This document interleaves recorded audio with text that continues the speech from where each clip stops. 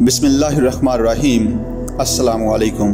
कायद आज़म मोहम्मद अली जिन्नाह की आज़ादी के लिए तड़प। दोस्तों, कायद आज़म की ज़ाती ज़िंदगी का एक नहायत दिलचस्प वाक़या उनके दौराए लाहौर में पेश आया। 3 मार्च 1941 का जिक्र है। कायद आज़म ऑस्ट्रेलिया मस्जिद निज़ रेलवे स्टेशन नमाज असर अदा करने के लिए गए। मस्जिद नमाजियों से खचाखच भरी थी। मिर्ज़ा अब्दुल हमीद तकरीर कर रहे थे। कायद आज़म अचकन और चूड़ीदार पजामे में मलबूस थे। इन्हें देखते ही लोगों में हलचल मच गई, लेकिन कायद आज़म ने एक इशारे पर नज़्म ज़ब्त को बिगड़ने ना दिया। लोगों ने इन्हें अगली सफ़ में जगह देने के लिए रास्ता बना दिया, मगर कायद ने अगली सफ़ में बैठने से इनकार करते हुए कहा, मैं चूँकि देर से पहुँचा हूँ इसलिए मेरी जगह यही है जहाँ होनी चाहिए। कायद ने पिछली सफ़ में ही बैठ कर नमाज अदा की। नमाज के बाद हर शख्स की ख्वाहिश थी कि वो कायद के जूते उठाने की शहादत हासिल करे। कई लोग इसरार कर रहे थे, मगर कायद इनकार करते रहे। अपने जूते खुद उठाए। कुछ लोगों ने उनसे जूते लेने चाहे तो उन्होंने जूतों पर गिरफ्त मजबूत कर दी और लोगों के दरमियान नंगे पांव चलते रहे और किसी शख्स को अपने जूते उठाने की जहमत ना दी। इस वाक़या से अंदाज़ा होता है कि कायद अपनी पोजीशन की बुनियाद पर मर्रात लेना किस कदर नापसंद करते थे। इस दौरे का एक और वाक़या कायद का तलबा से खिताब है, जिसका एक हिस्सा उनके दिली जज्बात को जाहिर करता है। 1941 के मार्च में कायद लाहौर आए तो मुस्लिम स्टूडेंट फेडरेशन की मजलिस आमा के इजलास में भी शरीक हुए, जिसका इनेकाद होटल के लाउंज में हुआ। इस तकरीब में कायद आज़म तालिब इल्मों के साथ बेतकल्फ़ी से घुल मिल गए। नौजवानों की एक पुरजोश टोली से बातचीत करते हुए उन्होंने अपने इब्तदाई दौरे वकालत के बारे में कहा। जब मैं शुरू में बतौर वकील प्रैक्टिस करने लगा तो बम्बई में कई ज़हीन वकील पहले से मौजूद थे। पारसी, अंग्रेज़ और हिंदू वकीलों का तोती बोलता था। इन गैर मुस्लिम वकाला में मुझे अपनी जगह बनाने के लिए शदीद मेहनत करनी पड़ी। मैं जिस तरह की ज़िंदगी एक ज़माने में बसर कर चुका हूँ वो आपके तसव्वुर में भी नहीं आ सकती। मैंने अपने पेशे में जो शोहरत और दौलत कमाई वो मेरी शब व रोज़ की मेहनत का समर है। मैं अपनी मेहनत से जो कमा चुका हूँ वो इस लिहाज से मेरे लिए बहुत काफ़ी है कि मैं इससे अपनी बाकी मानदा ज़िंदगी आराम व इत्मीनान और पूरे वक़ार से गुजार सकता हूँ।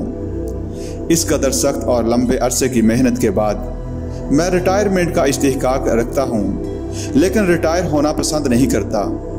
मेरे नज़दीक मालो दौलत की कसरत, इज़्ज़त और शोहरत बेमानी है, क्योंकि मैं गुलाम कौम का एक गुलाम फ़र्द हूँ। गुलामी का एहसास मुझे बेचैन रखता है और मैं आज़ादी के लिए तड़प रहा हूँ। मैं उम्र के इस हिस्से में हूँ जिसका तकाजा है कि मैं आराम से बैठूँ, लेकिन मैं मुल्क के मुख्तलिफ हिस्सों में शहर शहर घूम फिर रहा हूँ कि मुसलमानों के लिए आज़ाद रियासत हासिल कर सकूँ।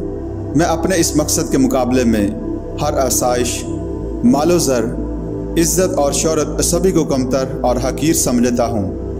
मैं मुसलमानों को आज़ाद देखना चाहता हूँ और मुझे यकीन है कि अल्लाह की रहमत से मैं अपने मकसद में कामयाब हो जाऊँगा। जमहूरियत और शहरी आज़ादियों के लिए कायद की मोहब्बत इस कदर ज़्यादा थी कि उन्होंने अंग्रेज़ के बनाए हुए एक काले कानून के ख़िलाफ़ मरकज़ी कानून साज कौंसल की रुकनीत से इस्तीफ़ा दे दिया। ये इस ज़माने का जिक्र है जब कांग्रेस और मुस्लिम लीग के दरमियान इख्तलाफात खासे बढ़ गए थे।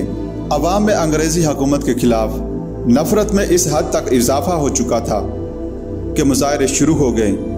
बरतानवी हुकूमत सूरत हाल से बुखला गई और मरकज़ी कौंसल में एक तरमीम पेश कर दी, जिसका मकसद ये था कि ज़ाब्ता फ़ौजदारी में ये गुंजाइश पैदा की जाए कि हुकूमत जब और जैसे चाहे अवामी मुज़ाहिरों को दबा सके। इस तरमीम की बिना पर हुकूमत को गैर मामूली इख्तियारात मिल गए।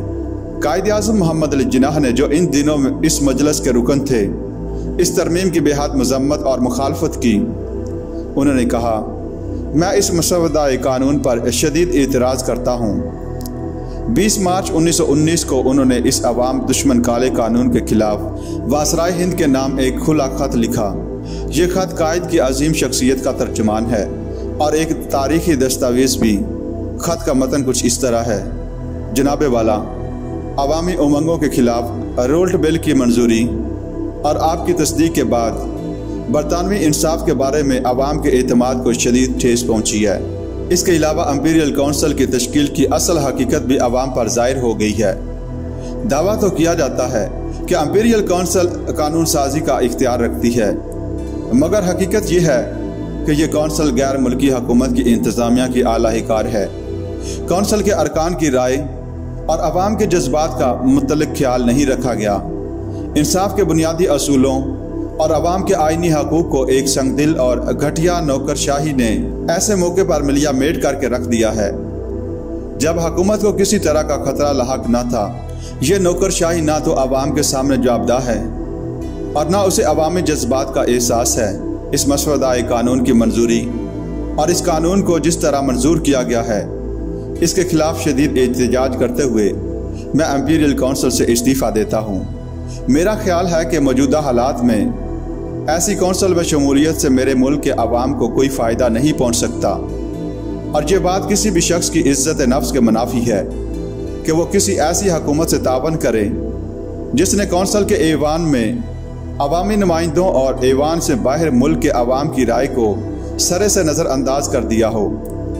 میں سمجھتا ہوں کہ جو حکومت زمانہ امن میں اس قسم کے قانون کی منظوری دیتی ہے اسے مہذب حکومت قرار نہیں دیا جا سکتا۔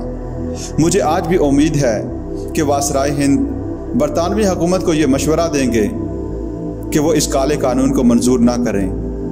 قائد کے اس استعفیٰ نے ثابت کر دیا کہ وہ اصول پرست اور کھرے سیاسی رہنما ہیں۔ انہوں نے انگریزوں کی ریاکاری کا بھرم کھول دیا۔ البتہ قائد آئینی انسان تھے، اس لیے احتجاج کے لیے بھی آئینی ذرائع اختیار کرتے تھے۔